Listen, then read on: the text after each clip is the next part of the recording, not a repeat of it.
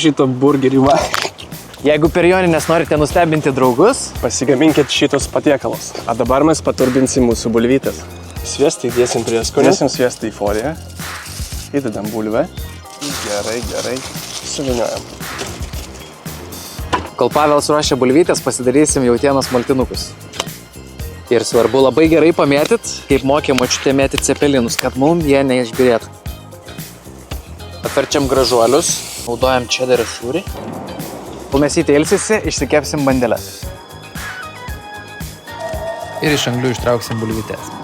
O dabar mes pagaminsim salotą. Alyvuogių aliejų ir jūsų mėgstamiausią prieskonį.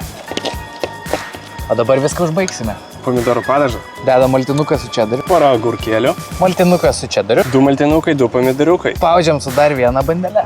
Pateikiam su salotom. Ir keptam bulvytę. Didesni barniukai, didesnis burgeris. Skanaus.